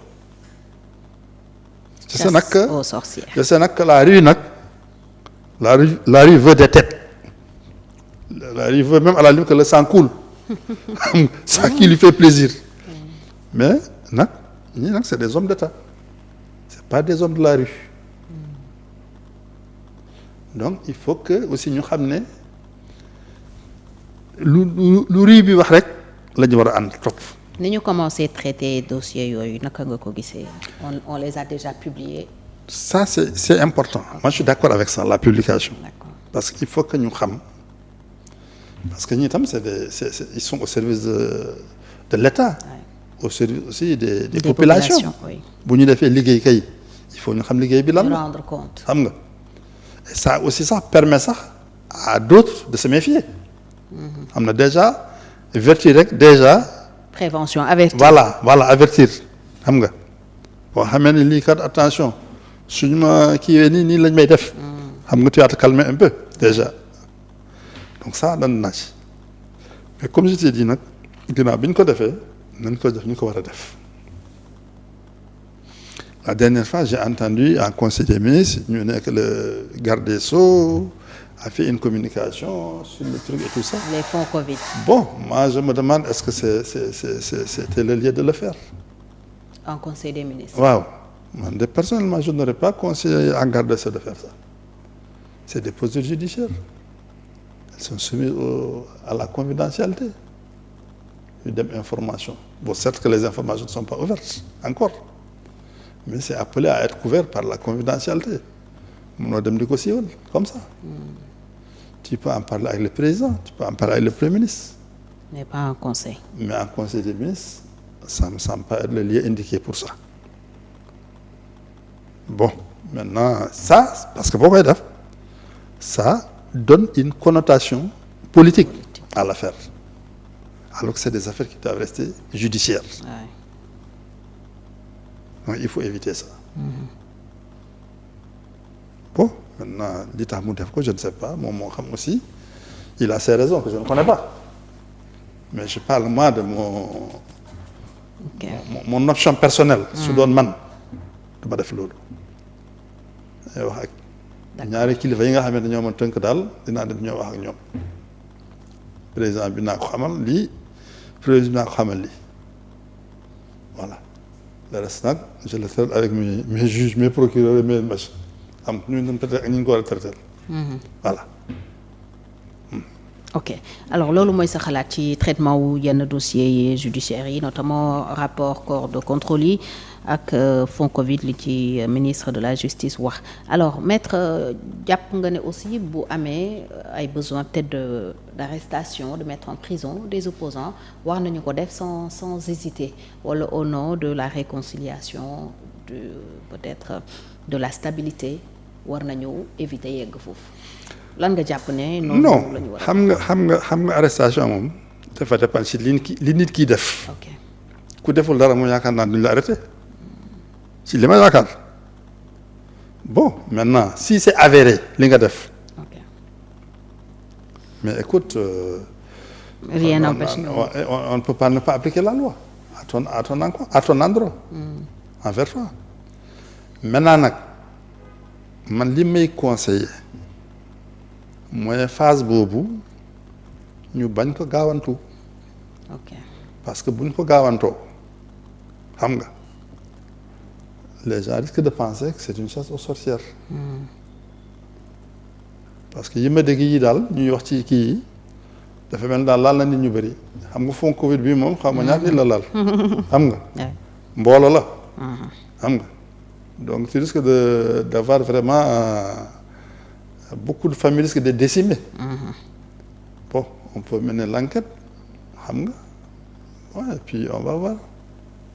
On peut même faire des procédures contre X pour voir, pour éviter des mandats de dépôt. Systématique. Voilà. Déglu nit ñi xool, le juge renvoie. Maintenant, si les juges du fond qui statuent estiment que c'est mën nañu à ce moment prononcer des peines. Kooku personne ne trouvera rien à dire. ok mais am na ñoo koy defee nag. Finalement sax ñooñu noonu ils vont finir par avoir la sympathie des populations. comme ni mu demee woon rek. comme ni mu demee woon Sénégal noonu la mel. ça aussi c'est. askan bi bëggul. voilà. koo xam ni dañ koy bundu nous xataal. sommes une population un peu voilà quoi. spéciale.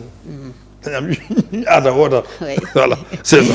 buñ la bundu xataale rek ñu faral la. voilà c'est ça. oui bëgguñu injustice de manière générale. Voilà. mais globalement noo apprécier gouvernance régime bi fi jógee. ni ñu gérer alalu réew mi à tous les niveaux dans tous les domaines. Écoutez vraiment moi j'estime que ils ont fait des projets c'est vrai qu'on peut constater mais aussi ils ont endetté le pays. surtout oui. Vraiment anormalement endetté le pays. soo jëlee président Senghor nga jël président Abdou Diouf nga jël président Abdoulaye Wade ñooñu ñëpp. Macky Sall mu ëpp lu mu leen leb lu mu leb. on dit on parle d'une dette de 15 000 milliards. oui.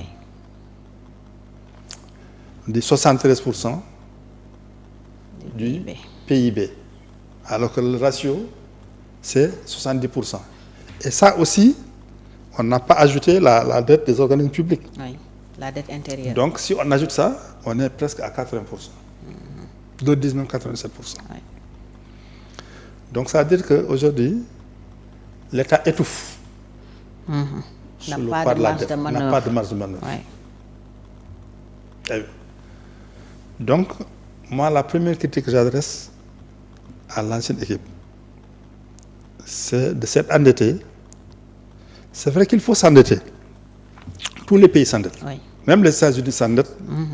Mais nous, ils ont la planche à billets. Ils peuvent fabriquer de la monnaie. Ce que nous ne pouvons pas faire, nous. L'endettement aussi, c'est un endettement, on va dire, rentable. Oui, fin koy def day jur dara. Par exemple, quand tu fais une autoroute à péage, il faut supposer que c'est un endettement rentable. Mais quand tu fais des autoponts, est-ce qu'on peut rentabiliser un autopont? Il n'y a pas un retour sur investissement. Voilà. Bon, le BRT, tout le monde dit que c'est utile. Mais est-ce que l'endettement aussi n'est pas trop lourd? Par rapport à 300 milliards. Si on va rentabiliser, déjà à 500 francs le billet, les gens estiment que c'est trop. Voilà, que c'est cher. 300, 500. Voilà. Donc ça aussi, ça pose un problème. Le TER. Le TER, n'en parlons pas. Est-ce qu'on n'a pas fait aussi des projets pharaoniques? Je me rappelle qu'au moment où on démarrait le TER, je crois qu'il y avait une offre chinoise d'un chemin de fer autour de 400 milliards.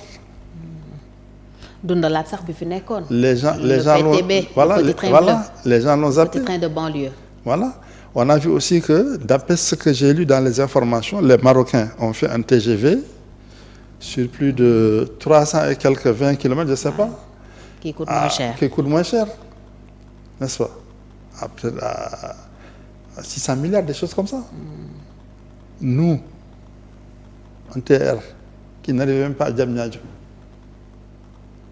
à plus de 1000 milliards, c'est un problème.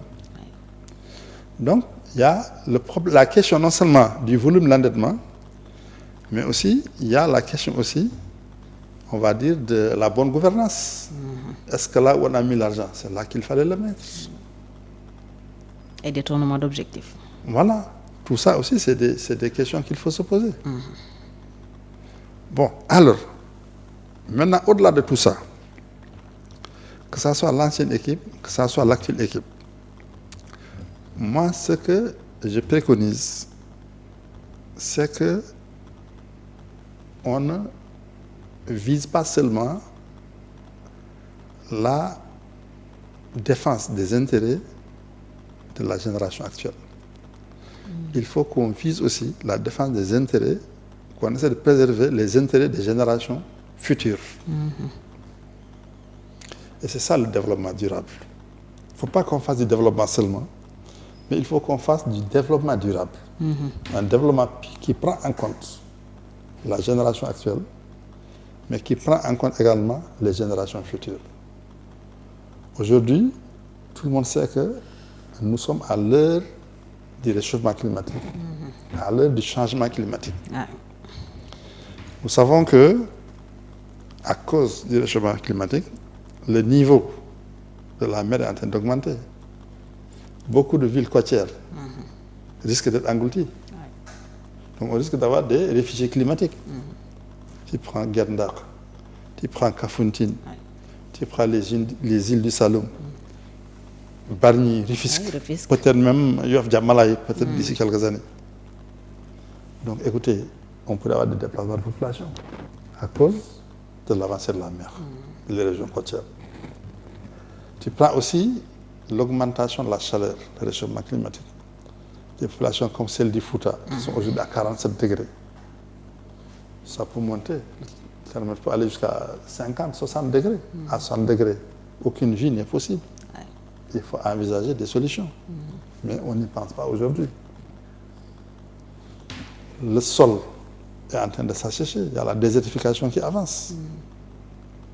Le sol se meurt. les surfaces cultivables sont en train de se réduire. Le tapis herbacé se réduit. Donc, il n'y aura pas assez de surfaces cultivables pour les paysans. Il n'y aura pas assez de tapis herbacés pour les éleveurs. Vous risquez d'avoir des conflits entre éleveurs et agriculteurs, voire même des guerres internes autour de ça. C'est des questions qu'il faut mettre sur le tapis. Okay. Vous prenez la biodiversité, c'est-à-dire la diversité des espèces végétales et animales. Aujourd'hui, nous savons tous que ce qui peut freiner le réchauffement climatique, la destruction de la couche d'ozone, c'est la réforestation. Mais qu'est-ce qu'on fait aujourd'hui au Sénégal? On est en train de déclasser toutes les forêts classées pour faire des lotissements. Oui. Mbourkat, exemple. Et qu'on donne à des gens Mbourkat, qui les revendent. Oui. Donc, ça veut dire que d'ici quelques années, 10, 15, 20 ans, peut-être on ne sera pas là, nous, je ne sais pas. Alors, les générations qui vont arriver vont tomber sur un pays presque mort, où on ne pourra pas cultiver le sol, où il n'y aura pas de tapis herbacés, où il y aura des conflits, il y aura des guerres, il y aura des déplacés climatiques. Il faut envisager ces questions. C'est pourquoi je souhaite que le président de la République et le Premier ministre, qu'ils aient des conseillers climat. C'est-à-dire que toutes les initiatives que le gouvernement prend, qu'on voit si elles sont climato-compatibles.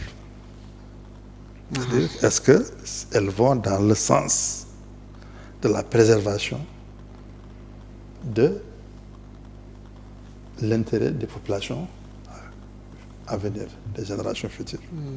Fii acteurs ou regards différents pour un développement durable mooy wax le membre 3D parce que yéen wàllu environnement ak li ci aju daf leen a yitteel. Alors en parlant de suuf bi ñu mun a bay te mu nekk di peut-être jamono ji nekk di dee ak yooyu dafay xëy na doy waar ci aussi li ñu am comme politique de souveraineté alimentaire souverainisme moom la ñuy wax autosuffisance est-ce que lu mën a nekk la bu ñu xoolee contexte bi nga décrire te ne wàllu climat ak environnement ci la waaw c'est-à-dire que dafa am ay préalable lu mën a nekk la ok parce que d'autres l'ont fait pourquoi pas nous alors mais le préalable encore une fois c'est d'abord de freiner la désertification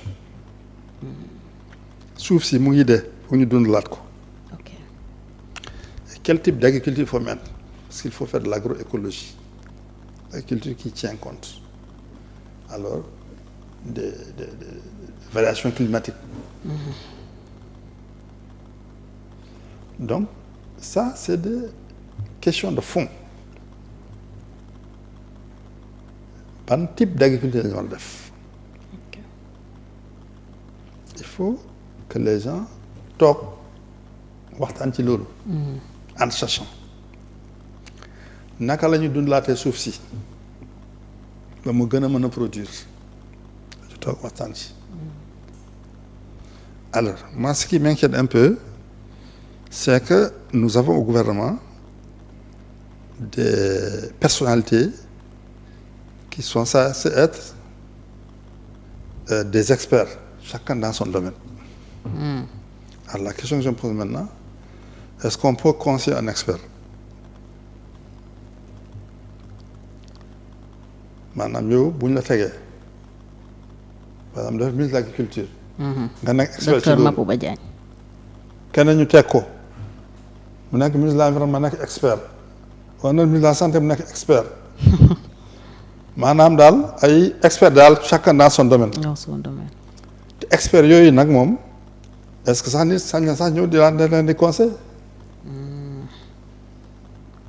foofu nga gis problème donc il ne faut pas seulement que la personne se dise écoute c'est mon domaine je m'y connais donc damay dawal ok mais il faut que mu am aussi humilité woo les gens du secteur wax ak ñoom quand je dis les gens du secteur ça ne signifie pas seulement les paysans mais il y a d'autres personnes qui également travaillent sur ces questions ok xam na expert la ñu ñoom itam seen domaine nekk par exemple dans la société civile pour parler d'agriculture. Je pense à ENDA.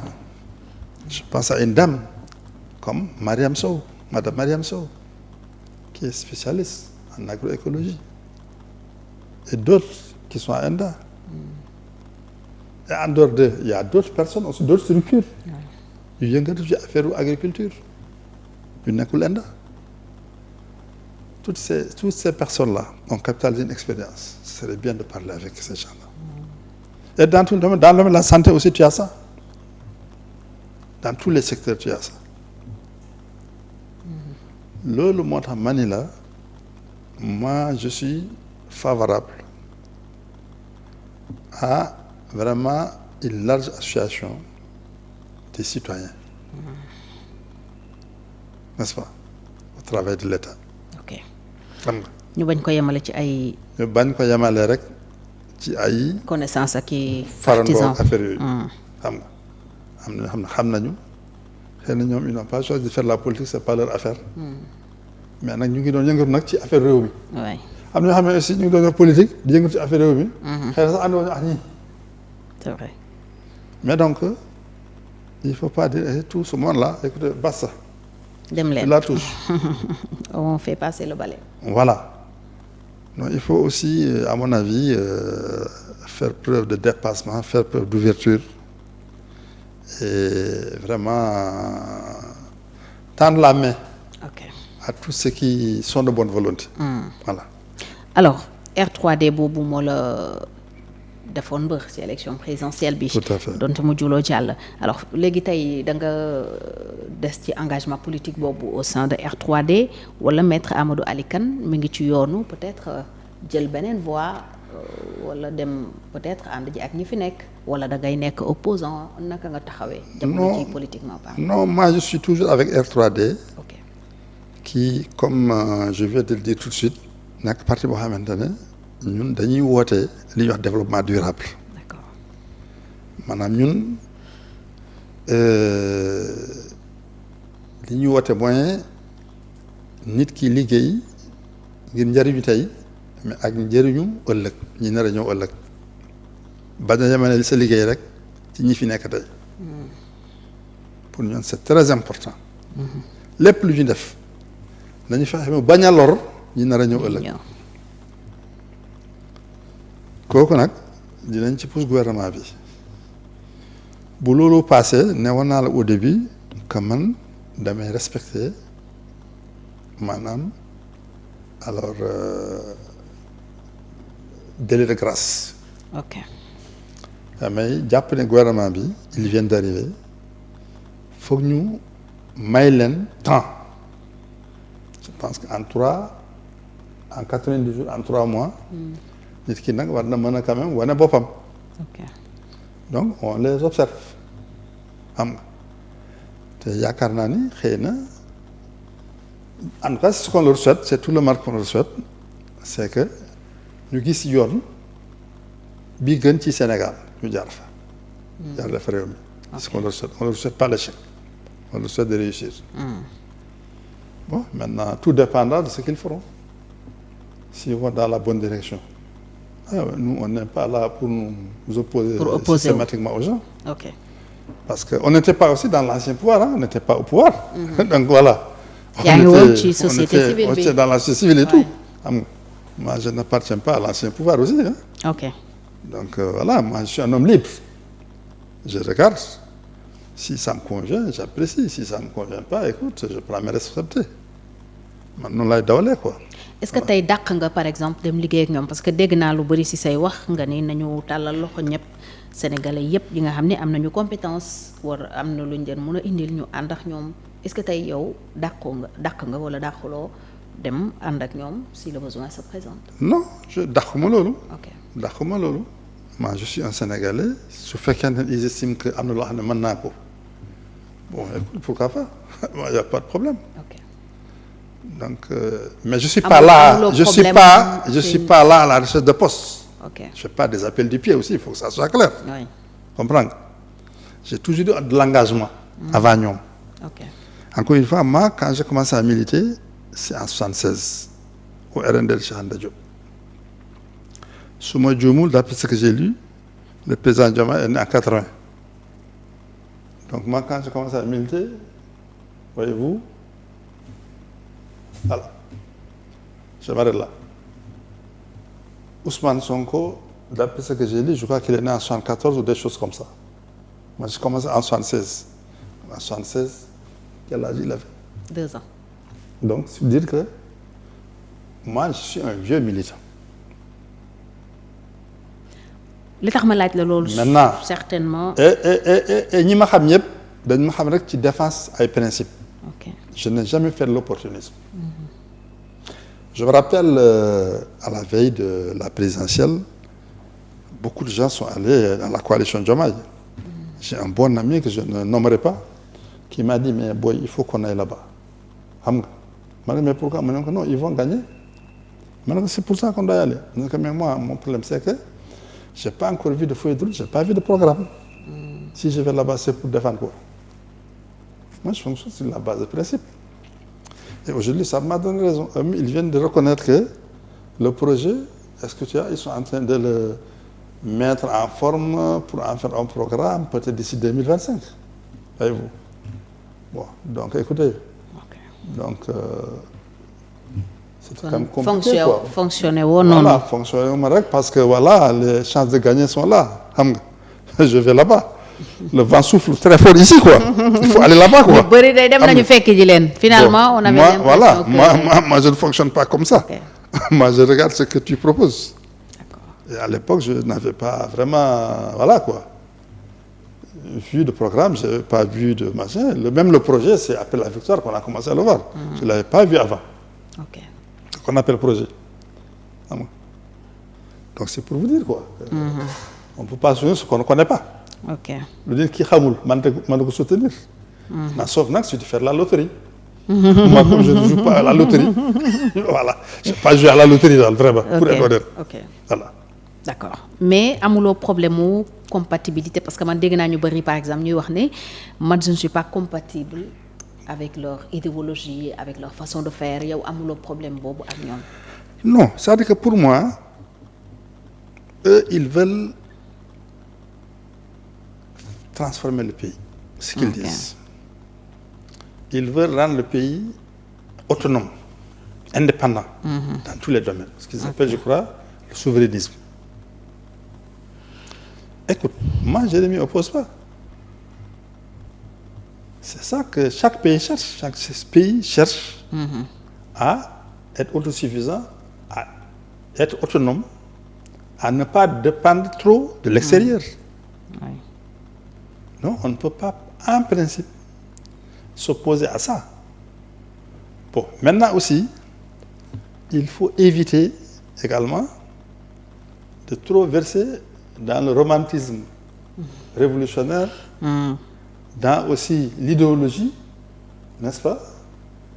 Il faut savoir que aussi c'est des réalités qu'on gère. Le président Houphouët-Boigny disait que la politique, c'est ce qui est, avant d'être ce qu'on veut qu'il soit. La politique, ce n'est pas ce qu'on veut, c'est ce qui est. Aujourd'hui, il y a des réalités, il faut partir de ces réalités-là. Oui. On ne part pas de sa propre volonté. Li mën a nekk moom la nit ki war a seet. Lii moo fi nekk. Lii fi nekk tey naka laay doxalee ak moom. Et j'ai vu aussi que, écoute-moi, man li ma gisagum, sur la question de la monnaie, j'ai vu qu'écoute, ils ont dit, écoutez, c'est une question qu'on va essayer de poser au sein de la CEDEAO, au sein de la communauté. Essayer de faire avancer les choses. N'est-ce pas? Maintenant, si on n'y arrive pas, on va trancher à notre échelle individuelle. C'est une bonne approche. Je pense que si on regarde les choses sur le plan de la communautaire, c'est que ça peut aider. Okay. Aussi, l'autre question aussi. Bon, quand le Premier ministre écoute qu'il envisage d'aller rendre visite au putschistes, entre guillemets, au pays sous embargo, oui. On va les appeler comme ça. Oui. Bon, il y a un certain nombre de pays qui ont connu des putsch militaires et qui ont été mis. ay takk der ñoo jël nguur gi. voilà dafa am ñoo xam ne ay takk der ñoo jël nguur gi ñu ber leen. ñooy ñan muy Guinée ñooy ñan muy Mali ñooy ñan muy Burkina mooy ñan muy Niger. alors ñooñu nag jaaratuñu taal trop. ak CEDEAO. ñu ngi waaj a génn d'ailleurs. ñu ngi waaj a génn bon premier ministre na moom dina dem seeti ñooñu tàllal leen loxo. mais écoutez moi je ne vois pas d'inconvénient. ok am nañu ko ci critiquer par contre. non c'est-à-dire que tout dépend de comment il va coordonner avec le président parce que le premier ministre il n'est pas responsable de la diplomatie. oui ñi koy critiquer d'ailleurs foofu la diplomatie est un domaine réservé. au président de la République. au président de la République. Oui. La défense nationale les ministères de souveraineté. mais préciser nañu ne aussi il y va en tant que chef de. non je pense que écoutez c'est ça nag par contre il faut mettre de côté il peut pas aller en tant que chef de parti. Oui. déjà c'est interdit parce que ñooñu amuñu ay parti politique. non parce que ñooñu amuñu parti politique ba pare aussi sax même non parti là ñun est-ce que même un parti politique peut aller même à l'étranger comme ça rencontrer des États aussi est-ce que c'est conforme même à notre loi xam nga est-ce que parti sénégalais mën na dem di wuti di seeti ay nguur. bitim réew. loolu ça ne se fait pas moi je pense qu'il doit discuter avec le chef de l'État s'entendre avec lui. Okay. Et le chef de l'État lui confie ce volet. Il va aller là-bas en tant que chef du gouvernement représentant le Sénégal parlant au nom du Sénégal. Il les rencontre il échange avec eux. Et s'il revient il rencontre au président de la République kooku xool ndax moom itam mën na dem compléter li mu liggéey. man noonu laa ko gisee. ok. parce que itam xoolal il y a l'État il y a le parti. normalement li gënoon baax ñoom ñaar ñëpp ñu bàyyi parti bi jox ko ñeneen. je crois que le président Diomaye avait dit voilà je crois que le président Diomaye il a démissionné de ses voilà il avait dit ça. il est resté militant. voilà je crois que même aussi su ma jumul woon même le Ousmane Sonko le premier ministre Ousmane Sonko beaucoup appellent président. Il faut aussi mettre de côté ça quoi parce qu'il y a un président c'est le président Diomaye Ousmane Sonko c'est le premier ministre Ousmane Sonko on n'est pas dans le cadre du parti on est dans le cadre de l'État. Il est le premier ministre moom si bopp defe naa à un moment donné dañu ni woon dañuy jox parti bi je crois Ayib Daffé sama jubul je pense pas si ça a changé ou pas alors pour éviter maintenant certain mélange de genres loolu moo doon baax bu jël parti bi désigner un directeur général du parti xam ne kooku mooy gérer parti bi on va dire au moins sur le plan administratif et même peut-être politique en attendant ndax nag daxul nag ñuy diisoo une fois par semaine wala autant que de besoin. di def seen ay activités politiques. voilà ñuy waxtaan mu ko jox ay orientation mais par exemple li fi xew keroog woo fii un parlementaire français un ancien candidat peut-être même futur candidat je sais pas Mélenchon mu ñëw nga yóbbu ko université déjà l'université c'est le temps du savoir parti politique war ñu fa def ay meeting ay débat loolu mosul am à ma connaissance daal ay chef d'état ñëw nañ fi dem foofu ci tuuru chef d'état Mandela dem na avant ñoom à l'époque où mon oncle Ibrahima Madouane était ministre de l'éducation nationale en 66 Sa Majesté le roi Hassan II est venu ici on l'a amené à l'université def ko docteur honoris causa Mandela noonu ak yeneen i chef d'état Sarkozy ñëw na fa dem fa en tant que chef d'état def fa son fameux discours là di ko indil jafe-jafe ak Afrique ci Afrique homme d'état mën na dem université mais nag chef de parti di daje université kooku nag c'est pas souhaitable parce que ëllëg si l'APR demande ou un autre parti demande à faire un meeting ce n'est pas bien. Une conférence, oui. xam nga ça c'est un. Deuxièmement format bi mu def recevoir ko vraiment grande pompe et tout ça ak mbooloo et tout def fa discours boo xamante ne ça peut gêner l'État du Sénégal. notamment critiques yi contre Macron. Macron parce qu'il est un parti au pouvoir hein c'est pas un parti d'opposition. Oui. Il incarne l'État. Il incarne l'État dans certains crise côtés. diplomatique par exemple mun na jóge ci loolu. Non c'est-à-dire xam naa ne sax crise diplomatique am parce que les gens sauront faire le distinguo. Mais c'est-à-dire que c'est des choses yu ñu war a éviter à l'avenir. Okay. Tout le monde sait que Mélenchon jàppale leen bu baax a baax a baax. Vraiment. kooku moom vraiment kenn mënu ko fàtte.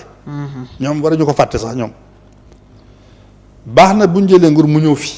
ok mais mënoon na yem rek ñu recevoir ko soit dans un hôtel. wala seen siège u parti. Bon apparemment je pense pas est-ce qu'ils ont même un siège. je pense que depuis dissolution bi oui. Ils se sont réunis pour la première fois ci siège coalition Diomaye Président. parce que dañ leen dissoudre certainement. voilà xam nga donc mu ne la seen siège parti recevoir ko et tout ça xam nga voilà gërëm ko sant ko et tout ça mu def ay visites yi mu war a def et tout ça vraiment sans qu'il y ait besoin de faire des meetings et tout bon mais enfin c'est eux qui apprécient mais bon moi je donne mon point de vue personnel quoi. Okay. Qui ne les lit pas bien sûr c'est des grands hommes publics aussi ah. xam nga mais man de suma sañoon noonu la doon demee quoi. xam nga bañ a gêner le chef de l'État ëllëg bu demee visite France dajeek Macron xam nga yooyu bon Macron itam xam nga état yi aadoowuñu di jël position publiquement surtout dans les pays yi nga xam daf leen jege trop. Dans les pays du précaré peut-être que en sous-main am na lu Macron wax xam na gars yi dégguñu ko. Macron est-ce qu'il n'a pas pesé pour que kii bañ a nekk candidat. Macky Sall. Oui peut-être li ko Ousmane Sonko critiqué notamment mooy li mu seetaan peut-être même aller jusqu'à encourager répression bi Macky Sall doon def ci moom ak ay partisans wam. honnêtement Ousmane Sonko a plus d'informations sur ça que moi. ok donc vraiment moom daal te boobu moom mënuma ko juger daal li mu ci xam daal mu ëpp man li ma ci xam mais jàpp naa ne nag entre état. am na ay façon ni ñuy waxante yoo xamante ne bii du nekk public mais ñu wax la ko. ce que je sais c'est que temps yu mu amee jafe-jafe. nee nañ fi daal am na ñaari conseil jóge Élysée yu ñëw fii seet si ko moom. loolu la ñu ne woon sax neexul woon Macky Sall. voilà yooyu sax aussi waxoon nañ ko. oui loolu daal je me rappelle de ça. bon bref daal état lañ yor. jiite ko li gën daal. mooy ñu bañ a am confusion de genre entre état ak parti buy dem di seeti état yi mu wax noonu na fa dem en tant que chef du gouvernement. ok parce que c'est des pays frères ñoo bokkoon CEDEAO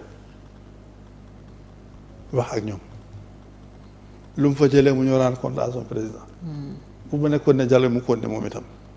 président d'ailleurs bi mu demee Ghana loolu lañ ko wax voilà. Ado nee na dina def. mais nag kéemtalaay kattan ba ñooñu bañ a génn munoo dem en tant que chef de parti c'est ñoo xam ne amuñ sax parti ñoom xam nga. waay dañu dàq sax suspendre la vie politique comme bu demee Mali par exemple les partis sont suspendus. waay activité politique yëpp. waaw ak yeneen yi kooku nan nga mën a demee en tant que chef de parti kay doit là-bas en tant que chef du gouvernement du Sénégal. ok personne ne peut lui reprocher Sénégal est un pays indépendant te li ko fa yóbbu aussi jàpp boo ko fa yóbbu. fexe ba jooju naka la ñuy dellu dans la grande famille. de la CEDEAO. ok kooku am na ci plein droit. te bu ko defee. mais lu logique la même vu le leadership du Sénégal mu se incarné dans la sous-région. bu ko defee ñun dañ ko ñëpp dañ ko war a soutenir ci loolu. xam nga. donc ça doit être très clair quoi. Voilà. Il y a aussi un événement que j'ai remarqué aussi, c'est dans le cadre du jeu institutionnel. Ou pas. J'ai vu que la dernière fois, le président de l'Assemblée nationale du Cap-Vert est venu ici, en visite. Bon, j'ignore ndax jot na gisante ak président de la République. La République, ok. C'est le président de l'Assemblée qui l'a reçu. waaw loolu itam vraiment su fekkee gisante wuñu erreur am na mais dama xamul nag kan moo def erreur. D'accord. Est-ce que c'est le président de l'Assemblée moo gan bi yóbbuwu ko. parce que c'est un opposant. voilà. oui. yóbbuwu ko ci président su ko defee aussi il est en faute. gat bu jóge ci réew nekk deuxième personnalité de l'État ñëw fi seet si la war nga jàpp loxoom yóbbu ko nag ci kilifa dëkk bi mu jàmm sant ak nuyonte ak moom loolu mooy le jeu institutionnel correct. mais bi mu fi ñëw président nekku fi je crois. non mais il est revenu après. président xam nga moom voyage am du so di yàgg. il est parti fait 48 heures. voilà il est parti entre Nigeria ak Ghana. voilà il est parti au Nigeria fanaan foofu laal na mais yow dem Ghana sax xaw ma ndax fanaan na fa je sais pas il est revenu. il a fait 48 heures hors du Sénégal. donc xam nga 48 heures moom du nekkul lu yàgg. bu ko fixé woon rendez-vous car même le jour il est revenu il aurait pu le recevoir. donc ça aussi il faut que ñu veiller au respect aussi du jeu républicain. président assemblée nationale bu jógee benn réew ñëw fii day jaadu nag nattangoom bii ne fii ànd ak moom ñu jëm seeti président. ok et je me rappelle aussi à l'époque le président de l'Assemblée nationale avait toujours dit séance de travail aussi avec le président de la République. daal dañu gisante. c'est vrai que ñoo bokkoon majorité à l'époque. c'est la première fois président assemblée ak président de la République bañ a bokk même majorité politique mais le jeu républicain reste le jeu républicain dañu war a toog gisante. bi muy def première cérémonie de levée des couleurs au palais gis nañu ne. voilà ñoo na foofu. même en dehors de ça sax war nañoo sax di soog moom. parce que c'est la deuxième personnalité de l'État. Oui. Voilà c'est-à-dire que les institutions dañu war a waxtaan. loolu mooy dialogue aussi républicain il doit y avoir un dialogue républicain un dialogue institutionnel. comme je dis aussi le premier ministre aussi dafa am ay séances hebdomadaires. am nga avec le président parce que le président qui détermine la politique de la nation mais bu fekkee day daw rek du gis président personne ne peut comprendre. finalement il y aura la confusion. Bon, bref, on est au début, les choses sont en train de se mettre en place. Il ne faut pas être trop pressé, critique. Okay. Il faut juste, comme on dit, faire des remarques, faire des observations. Mais temps de grâce, bi ku mel ni Alioune Tine constaté na ne mi ngi nekk ci yoonu jeex c'est normal aussi. Parce que les populations s'impatientent par exemple pour la baisse des denrées. ak yeneen yoo xam ne dañu jàppoon ne bu ñuy ñëwee rek dañ koy def c'est systématique. xam nga il faut que les gens aussi. ñoom comme je dis convaincre nañu nit ñi qu'il faut une autre politique. nit ñi may leen bopp wooteel leen. léegi ñoom bu ñu ñëwee fekk fi ay jafe-jafe dañu war a informer population bi. d'accord ñun de bi ñu ñëwee nangam ak nangam moo fi am. suñu marge de manœuvre guddul. ok. loolu moo tax li ñu bëggoon def mu tardé mais ñoo ngi wut ay pexe. tenir un langage de vérité. dañ la de vérité faut parler aux gens langage de vérité aux gens. mais loo xamante ne yow tu ne le produis pas. bitim bi da nga koy jënde nga ni da nga koy wàññi. te boo ko jëndee bitim réew ñooy fixé seen prix nga dugal ko ci bateau indi yow la nga ci am daal ay taxes ak yooyu peut-être yooyu mën nga ko bàyyi. le commerçant aussi du dem jënd à perte ñëw di ko jaar di ko jaar à perte. te taxes yi sax boo ko dindee nga am problème. parce que amoo marge de manœuvre am marge de manœuvre. loolu moo tax ci fànn boobu man j'aurais bien aimé que le président de la République et le premier ministre ñu woo benn góor boo xamante ne bu tudd Bocar Samba Dièye. Bocar Samba Dièye c'était l'un des plus grands importateurs de riz du pays. avant mu am ay jafe-jafe te jàppale na fi président Abdou Diouf ñoom ñëpp ils ont ici il y a une crise du riz. moom moo sauvé la situation. Abdoulaye am na fi une crise du riz moom moo sauvé la situation. te gëm naa ne itam bu ñu ko woowee donte yëngatul ci kii bi mais am na ci xam-xam. am na ci expérience mën na leen conseiller. mën na leen conseiller jàppale leen ñoom itam maa ngi leen di wàcc ci ñu jàppale ko ci ay problème ok defal ko ci médiation. mais j'estime que c'est un grand opérateur économique qui a fait ses preuves moom Bocar ci wàllu ceeb te mooy suñu denrée stratégique xëy na daal mën na ci joxe ay conseils. kooku aussi maa ngi leen koy recommander quoi. alors peut-être ñu jeexal ak jaale waa Iran maître pour cette triste nouvelle. Oui, non, ce qui s'est passé en Iran c'est très triste. Alors qui s'abat sur le monde entier waaw Iran c'est un grand pays islamique. C'est un grand pays du tiers-monde. C'est même une puissance dans le monde islamique, une puissance dans le tiers-monde.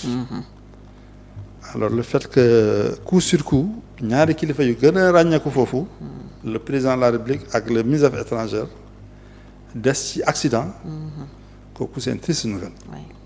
Vraiment ñoo ngi koy jaal Iran di ko jaal jullit yëpp vraiment di ñaan yàlla vraiment suuf sedd seen kaw ñoom ñi wàññeeku ba pare réew mi itam yàlla continuer di teg loxoom ci réewu Iran mu bañ a jur benn jafe-jafe ci seen dundin xam nga président moom dafa nekk pilier essentiel mais même bu daanoo ñu ngi ñaan yàlla vraiment mu def jàmm am Iran dal am fa ba ñu mën a dépasser lii te amul dara lu xamante ne lu ñaaw lu fay am kooku aussi ñoo ngi koy ñaan suñu borom amin jërëjëf maître Amadou Ali Kane bu fekkee amoo peut-être leneen loo bëgg a wax te laaju ma la ko non li ma bëgg wax rek peut-être que xanaa di ñaan rek encore une fois sénégalais yi ñu nekk benn c'est important ñi nga xamante ne ils ont gagné ñu may leen ñu mën a gouverner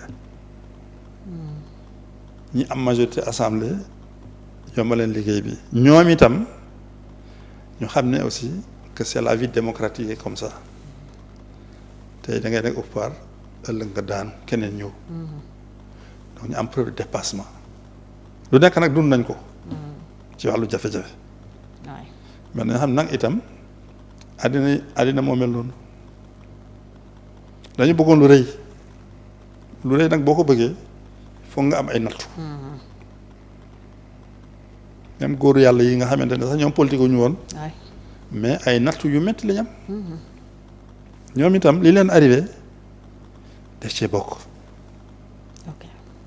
ñu jàppee ko noonu fàtte ko def ci dépassement ba noppi aussi yaatal seen ndigg préparer boot ñëpp bañ a fayantu mais nag ça ne veut pas dire que aussi lu dul dëgg ñu gas ko suul ko ma loolu